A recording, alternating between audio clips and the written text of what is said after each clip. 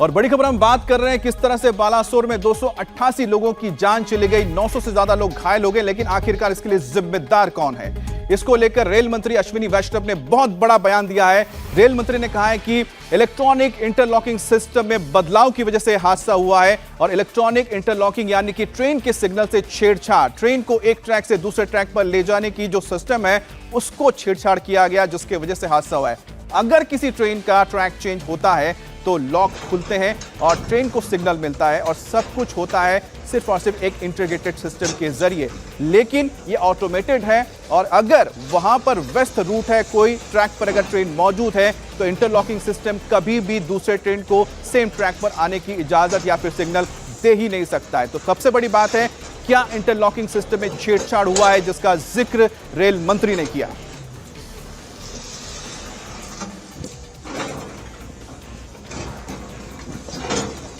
तो इस वक्त की बड़ी खबर सामने आ रही है। रेल मंत्री ने कहा है कि इंटरलॉकिंग सिस्टम यानी इलेक्ट्रॉनिक इंटरलॉकिंग सिस्टम, जिसके जरिए ट्रेनों की आवाजाही पर नजर रखी जाती है और जिसके जरिए ही ट्रेनों के ट्रैफिक को कंट्रोल किया जाता है, उसमें छेड़छाड़ की वजह से यह हादसा हुआ है। जो इंडिपेंडेंट बॉडी है कमिश्नर रेल सेफ्टी, उन्होंने इन्वेस्टिगेशन किया है। मेरा इस वक्त कमेंट करना ठीक नहीं होगा। Let the inquiry report come out, but the cause of the accident has been identified and the people responsible have been identified. So अभी कुछ भी कहना ठीक नहीं है। Let the entire thing be investigated by the proper investigating authorities. हमारा सारा का सारा फोकस रेस्टोरेशन पे है। आपने देखा ये रेलवे ट्रैक अभी जो एक यहाँ पे 4 ट्रैक्स हैं टोटल, 2 मेन लाइन है, 2 लूप लाइन है। तो ये मेन लाइन का काम कंप्लीट हुआ है, अभी उसका OHC का काम चल रहा है, अभी ट्रैक की टेस्टिंग चल रही है। वो जो गाड़ी है ट्रैक की टेस्टिंग करके आ रही है। दोपहर शाम तक एक ट्रैक कंप्लीट हो जाएगा, दूसरा ट्रैक लगना चालू हो गया। देख रहे हैं आप, यहाँ पे पटरियां बिछ रही है उनकी और ये सारे के सारे स्लीपर्स बिछे जा चुके हैं। इसका भी आज काम कंप्लीट होगा। कोशिश जो टारगेट लिया हुआ है बुधवार की सुबह तक कंप्लीट नॉर्मल सिचुएशन लाने का, उससे सफिशिएंटली पहले कंप्लीट करेंगे। जनता जी आई थी यहाँ पर, उनका स्टेटमेंट मैं स्पष्ट करना चाहता हूँ कि ये जो दुर्घटना हुई है उस दुर्घटना का कोलिजन अवॉइडेंस सिस्टम की बात नहीं है। ये जिसने भी किया है उसने एक ऐसा परिवर्तन किया है पॉइंट मशीन में, ट्रैक की जो कॉन्फ़िगरेशन होती है, जिस कॉन्फ़िगरेशन से बाकी सारी की सारी चीज़ें चलती है, उस कॉन्फ़िगरेशन में चेंज हुआ है, जिसके कारण ये हादसा हुआ है। इतना दर्दनाक हादसा, लेकिन सब चीज़ें मैं तभी बोलूँगा जब इंडिपेंडेंट एजेंसी की रिपोर्ट आ जाए। तो आपने यहां पर सुना किस तरह से रेल मंत्री ने बताया कि छेड़छाड़ की गई है, पूरे इंटीग्रेटेड सिस्टम में ही बदलाव किया है, जिसकी वजह से इतना बड़ा हादसा हुआ है। लेकिन सवाल है कि आखिर ये इलेक्ट्रॉनिक इंटरलॉकिंग सिस्टम होता क्या है और इसमें किस तरह इसको बदला जा सकता है, किसने इसके साथ छेड़छाड़ की है। ग्राउंड जीरो से मौजूद हमारे इंडिया टीवी के संवाददाता राजेश कुमार ने साउथ ईस्टर्न रेलवे के चीफ PRO आदित्य कुमार से बात की है। जरा सुनते हैं क्या कहा उन्होंने। वो ट्रैक कहाँ पे वो कहाँ पे चेंज हुआ है सर? वो जो कोरोमंडल एक्सप्रेस है वो कौन सी जगह पे है, कौन सी जगह है जहाँ से वो लूप लाइन पे चला है? देखिए, वो अपमेन में जो था उसको लूप लाइन में जी वो इस तरफ में है लोकेशन। वो अभी वहाँ पे काम चल रहा है, वहाँ पे अभी काम चल रहा है वहाँ पे। क्या वजह रही होगी सर, क्या वजह रहती है कि कोई भी ट्रेन अप लाइन में जा रही है और वो लूप लाइन में इस तरह से कभी होता नहीं है। ये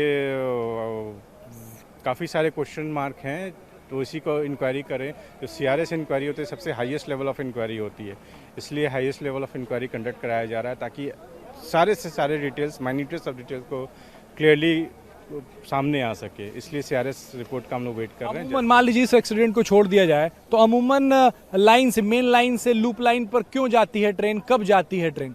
देखिए, जो इंटरलॉकिंग होती है, जो सिग्नलिंग एस्पेक्ट्स होते हैं, उसमें सिस्टम होती है कि जो सिग्नल होता है वो पहले पॉइंट्स होते हैं, पॉइंट्स शिफ्ट होती है मेन लाइन से लूप लाइन के बीच में, मेन लाइन से लूप लाइन की तरफ शिफ्ट होती है, ठीक है, और उसके बाद फिर सिग्नल आता है। तो ये इंटरलॉकिंग होती है जो सर्टिफाइड रहती है सिस्टम्स में, वो सब चीज़ें हैं। तो यहाँ पे क्या इसमें कोई टेक्निकल फॉल्ट रहा होगा या मानवीय भूल रही? सारे एस्पेक्ट्स को स्टडी कर रहे हैं CRS।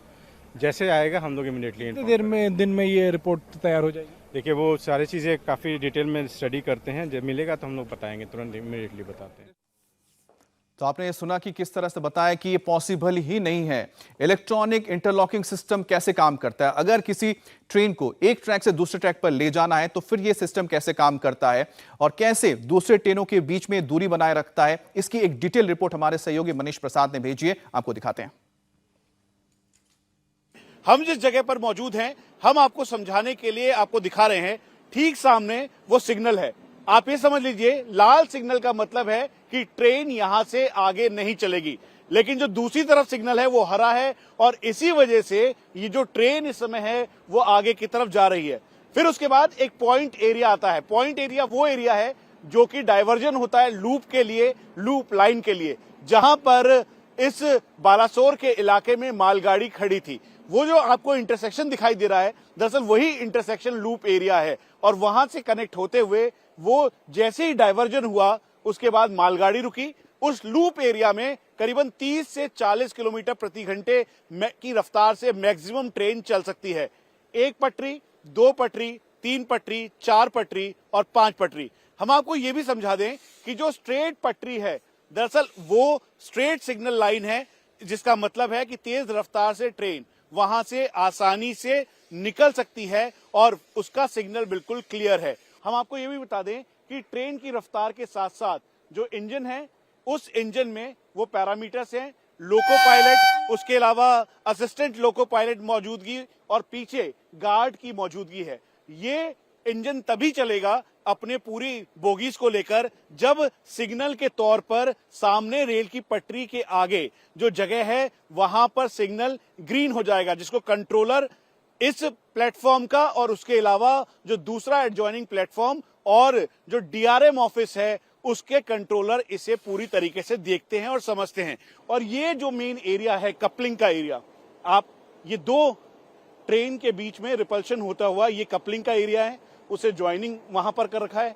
ये पूरा ब्रेक हुआ, ब्रेक होने के बाद तेज झटके के साथ ये जो इंजन है वो ऊपर की तरफ जो मालगाड़ी थी और उसके अलावा जो दूसरे ट्रेन था उसके ऊपर वो तेज की इंपैक्ट के साथ गया। असर ऐसा हुआ कि उसके बाद यहां पर जो जनरल बोगी था, उसके अलावा B1 से लेकर B9 तक की बोगी और H1 बोगी, उसके ऊपर इसका सीधा इफेक्ट हुआ और तेज ट्रेन के साथ जितने लोग अंदर थे जनरल बोगी के अंदर और बाकी जो लोग थे उन पर इसका असर होता गया। ये जो नीचे का हिस्सा है ये भी वो कपलिंग का पॉइंट और एरिया है जहां पर तेज असर हुआ क्योंकि रफ्तार तेज थी, डिरेल हो चुकी थी ट्रेन और फिर उसके बाद डिरेल होने के बाद ये कपलिंग और ये जो वैक्यूम है वो अलग हो गया और एक दूसरे के ऊपर डब्बे चल गए। और जब ये डब्बे ऊपर चढ़े तो उसके बाद जो सबसे पीछे गार्ड रूम होता है, इससे पहले कि गार्ड कुछ बता सके, ठीक ऐसा ही ये गार्ड रूम है जहां से यहां पर वायरलेस उसके अलावा बाकी इक्विपमेंट मौजूद हैं वो बताया गया, लेकिन जब तक गार्ड इसे बताता तब तक बहुत देर हो चुकी थी।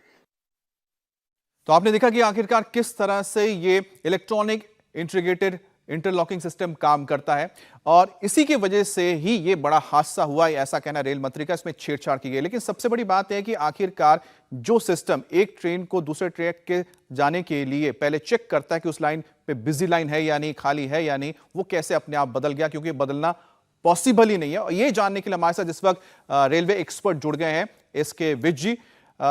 एसके विज जी, जो हम बात कर रहे हैं कि इलेक्ट्रॉनिक इंटरलॉकिंग सिस्टम जो है आखिरकार ये कैसे काम करता है और ये जो हादसा हुआ है जिसको लेकर रेल मंत्री अश्विनी वैष्णव ने कहा है कि इसमें छेड़छाड़ हुआ है, तभी ये पॉसिबल है कि मेन लाइन की ट्रेन सीधा लूप लाइन में चले जाए, जबकि पहले से लूप लाइन में ऑलरेडी एक ट्रेन मौजूद है। आखिरकार ये जो बात है इसको जरा समझाइए। एसके विज जी, आपको आवाज आ रही है? सर, मैं हिंदी में जवाब दीजिएगा कि आखिरकार जो ये इलेक्ट्रॉनिक इंटरलॉकिंग सिस्टम है ये कैसे काम करता है और इस हादसे की जो वजह है ये निकलकर सामने आ रही है कि इंटरलॉकिंग सिस्टम में छेड़छाड़ की, तभी तो मेन लाइन से लूप लाइन में चलेगी ट्रेन जिसमें ऑलरेडी एक ट्रेन मौजूद थी। देखिए, ट्रैक में दो स्ट्रेट लाइन, जो मेन लाइन आप कह रहे हैं वो आपको दिख रही है, जो बिटवीन दी स्टेशन जोन है, स्टेशन पर लूप लाइनों का प्रावधान किया जाता है, क्योंकि कोई गाड़ी स्लो उसको ले जा करके फास्ट गाड़ी को निकालना है या किसी गाड़ी को स्टेबल करना है। अब ये कैसे किया जाता है, वो जो दो रनिंग रेल्स होती है जो आपको नॉर्मल लाइन में दिखती है, उसके साथ में जिनका हेड शार्पन्ड होता है, पूरा हाइट भी शार्पन्ड होता है, उस तरह की दो टांगरें लगा दी जाती हैं, जो कि पीछे जाकर के अबाउट 20-21 फुट पीछे जाकर के वो एक क्रॉसिंग के तौर पर, क्रॉसिंग और रनिंग रेल में जो नोज होती है उसकी, उसमें थोड़ा सा 50-60 mm का गैप होता है, जो कि ट्रेन नेगोशिएट कर पाती है। अब ये जो मैंने आपको शार्पन्ड वो स्विच रेल बोली है, उस रेल को जो रनिंग रेल है उसके साथ में ठीक तरह से बैठना होता है। जब वो ठीक तरह से बैठती है तो तब वो एक रिले से, एक इलेक्ट्रॉनिक सर्किट से डिटेक्ट हो जाता है जी कि वो ठीक तरह से बैठी है। अगर वो ठीक तरह से बैठी है तो फिर रिले जो है वो अपना काम करके सिग्नल को परमिट करता है कि जी सिग्नल दे दिया जा सकता है। और ये सारा डिस्प्ले जो है ये एक सर, आप हमारे साथ पैनल बने रहिए, क्योंकि हमसे आपसे ये समझना बहुत जरूरी है। आपने तो बता दिया लूप लाइन किस तरह से चेंज हो जाती है, ट्रैक ऐसे चेंज होते हैं, उसके बाद लूप लाइन में जो ट्रेन चली जाती है, लेकिन आखिरकार क्या उसको बदला जा सकता है? अगर उस लूप लाइन में ऑलरेडी एक ट्रेन है, क्या सिग्नल इस तरह से ग्रीन हो सकती है उस ट्रेन के लिए कि वो उस पर भी आज सेम ट्रैक पर आ जाए? और अगर नहीं होती है तो कैसे ये पॉसिबल हुआ है? क्योंकि इलेक्ट्रॉनिक जो इंटरलॉकिंग सिस्टम है, इसमें बदलाव की वजह से इतना बड़ा हादसा हुआ है। 288 लोगों की जान चली गई। इंटरलॉकिंग सिस्टम में बदलाव माउस के क्लिक से कर दिया जा सकता है। ड्राइवर खुद ट्रैक चेंज नहीं कर सकता है। इसके जो राइट्स हैं कुछ चुनिंदा लोगों के पास होते हैं। ऐसे में सवाल है कि आखिरकार इंटरलॉकिंग सिस्टम किसने छेड़छाड़ की, आखिर इसके पीछे क्या साजिश है? इसको लेकर बात की सांसद मनोज तिवारी ने, अपनी बात रखी, आपको सुनाते हैं। मनोज जी, रेल हादसे के जो कारण सामने आ रहे हैं, क्या आप उससे सहमत हैं या आपको कुछ और भी बातें इसमें लग रही है?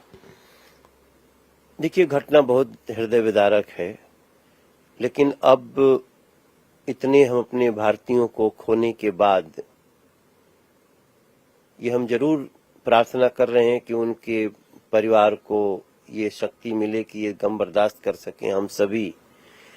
लेकिन जो घटना के कारण पता चले हैं और जिस प्रकार से इंडिया का पिछले 9-10 सालों का रिकॉर्ड है रेल दुर्घटनाओं के मामले में, हम 2015 के बाद कोई ऐसी बड़ी रेल दुर्घटना नहीं देखे हैं। अचानक से ये रेल दुर्घटना और एकदम से हिला के रख देता है, तो हमें निश्चित रूप से सोचना पड़ेगा कि ये दुर्घटना के असल कारण क्या है।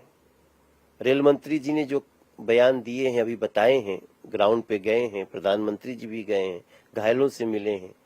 जो कारण आया कि जो उसके इलेक्ट्रिक सिस्टम है, जो उनके सिग्नल्स के, उनके साथ छेड़छाड़ हुई है, उनको छेड़ा गया है।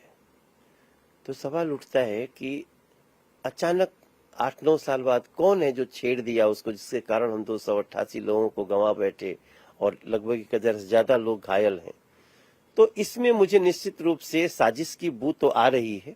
जैसा रेल मंत्री जी ने कहा है कि वहां तक वो कौन लोग हैं इसकी जांच हो रही है, तो मुझे लगता है देश के लिए महत्वपूर्ण है ये जानना। इस साजिश में कोई बाहरी की भी संभावना लग रही है आपको? निश्चित रूप से जब हम इंटरलॉकिंग जो पैड्स होते हैं उनकी इलेक्ट्रिक सिस्टम में कोई छेड़छाड़ कर रहा है, तो मुझे नहीं लगता है कि सामान्य घटना है। इसमें कोई दो राय नहीं कि जब हम इसको रेलवे सेफ्टी पर बहुत, नरेंद्र मोदी जी के सरकार में हमारी कमेटी ने भी इतनी जांच पड़ताल करके इसको सिरे तक पहुंचाया है, इसी का कारण है कि हम पिछले 8-9 साल में कोई रेलवे दुर्घटना नहीं देखे। लेकिन अभी घटना इतनी बड़ी हुई है तो सवाल तो उठेंगे और उस सवालों से हम बच नहीं सकते। लेकिन इंटरलॉकिंग पैड्स में इलेक्ट्रिक सिस्टम को छेड़छाड़ करना ये मानवीय भूल नहीं है, ये निश्चित रूप से किसी लोग या किसी संस्था की साजिश हो सकती है, इससे इनकार नहीं कर सकते। अब 288 लोगों की मौत के पीछे आखिरकार साजिश किसकी है, और यह शक गहराता भी जा रहा है क्योंकि रेल मंत्री ने खुद कहा है कि इलेक्ट्रॉनिक इंटरलॉकिंग सिस्टम में छेड़छाड़ हुई है। अब इलेक्ट्रॉनिक इंटरलॉकिंग सिस्टम एक बेहद ही एडवांस सिस्टम है, ट्रेन का कोई भी ड्राइवर मैनुअली इसको चेंज नहीं कर सकता है। इलेक्ट्रॉनिक इंटरलॉकिंग सिस्टम है, इसको सिर्फ चेंज करने का कुछ लोगों के पास ही अधिकार होता है, हर किसी के पास नहीं होता है।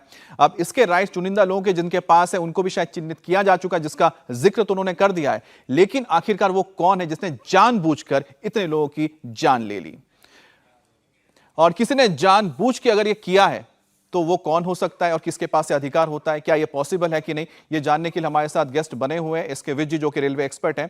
एसके विज जी, ये जो इंटरलॉकिंग सिस्टम है, क्योंकि इलेक्ट्रॉनिक इंटरलॉकिंग सिस्टम को हर कोई चेंज नहीं कर सकता है, कुछ लोगों के पास ही यह अधिकार होता है, क्या इसके साथ छेड़छाड़ की जा सकती है? जिसके पास राइट्स है उसको चेंज कर सकता है, और उस सिस्टम में जहां ऑलरेडी ट्रैक पर एक ट्रेन मौजूद है दूसरे ट्रेन को भेज सकता है सिग्नलिंग के जरिए। मैं थोड़ा समय लूंगा बताने में जी, मैंने स्विच रेल बोला है, उसकी प्रॉपर स्नग फिटिंग जो मेन रेल है उसके साथ हो जाए, ये जब इंश्योर होता है तभी एक पॉइंट मोटर डिटेक्ट करती है कि उसकी सेटिंग ठीक हो गया है, वही फिर एक रिले को एक्टिवेट करती है, उस रिले के बाद में सिग्नल आते हैं।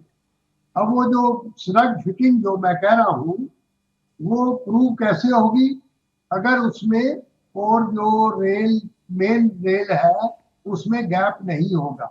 उसके लिए टेस्टिंग के लिए गेज दिए गए होते हैं लोगों को, उसमें 1 मिलीमीटर का गेज से चेक करते हैं, अगर वो गैप नहीं है तब वो माना जाता है, और इसका मेंटेनेंस होता है हर हफ्ते जूनियर सुपरवाइजर लेवल, हर महीने सीनियर सुपरवाइजर लेवल, हर 3 महीने एक और सीनियर सुपरवाइजर लेवल, और इसका जॉइंट इंस्पेक्शन होता है ट्रैक और सिग्नलिंग दोनों लोगों का इकट्ठा।